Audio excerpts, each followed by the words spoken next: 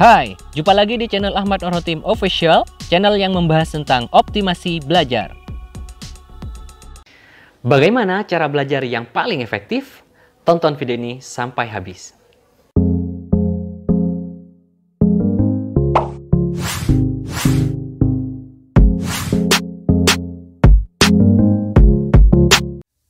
Kesalahan umum yang sering kita jumpai dalam belajar adalah menempatkan hafalan sebagai proses utama dalam belajar.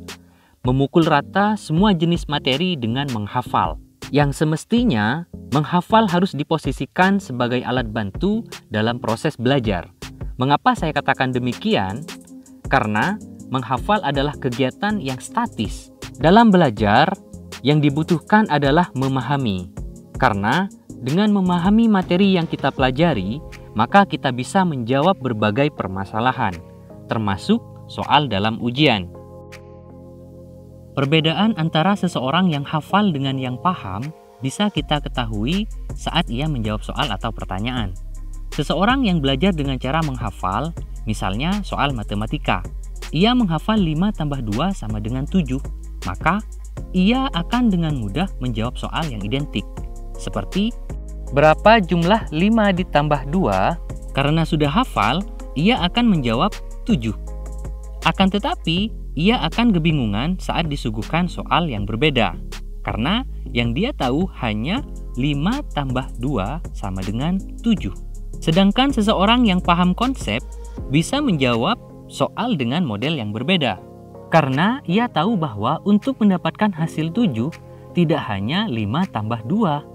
Akan tetapi bisa 6 tambah 1, 3 tambah 4, dan seterusnya.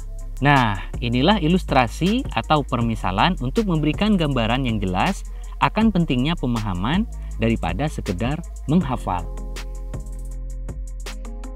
Cara belajar dengan sekedar menghafal atau hafalan itu juga disebut dengan istilah passive review.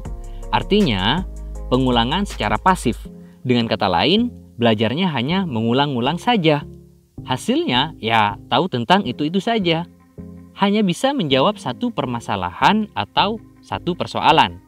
Mengapa demikian? Ya karena sekedar hafal, tidak memahami konsep. Berarti menghafal tidak penting dong.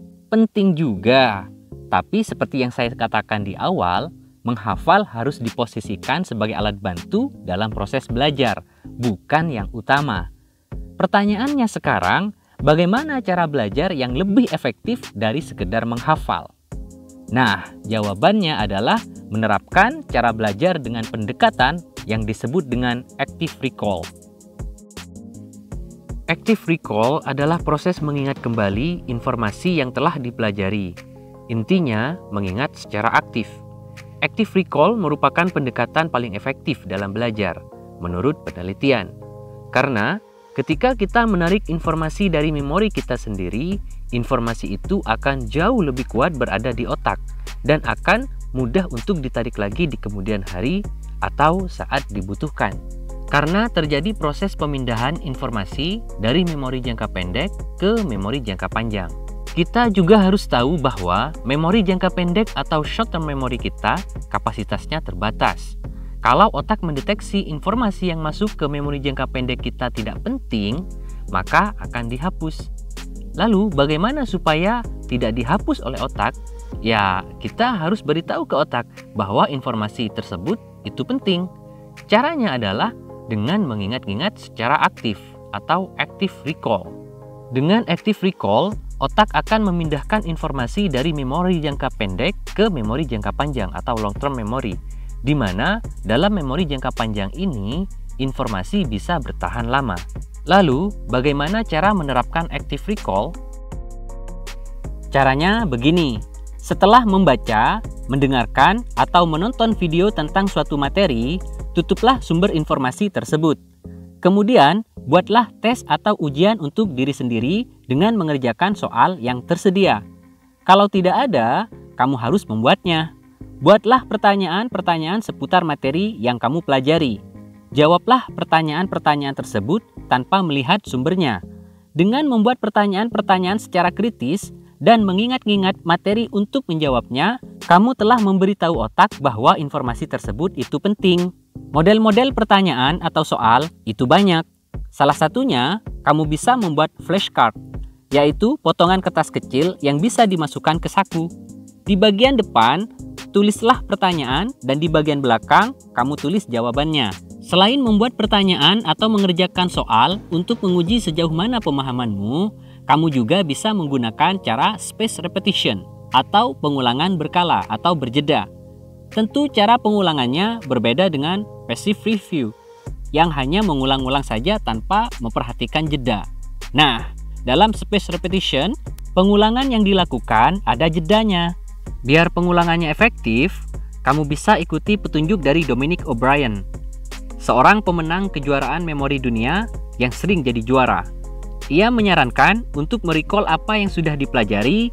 Yang pertama, saat baru saja selesai mempelajari materi. Yang kedua, sehari setelahnya. Yang ketiga adalah 3 hari setelahnya. Yang keempat, seminggu setelahnya. Yang kelima, sebulan setelahnya. Yang keenam, 3 bulan setelahnya. Selain spaced repetition, kamu juga bisa menggunakan cara dengan menyampaikan materi yang sudah kamu pelajari kepada orang lain, agar kamu bisa tahu sejauh apa kamu sudah paham. Ketika kamu mengajarkan materi kepada orang lain, akan ada usaha lebih di otak. Pada saat itulah kamu sedang menerapkan active recall.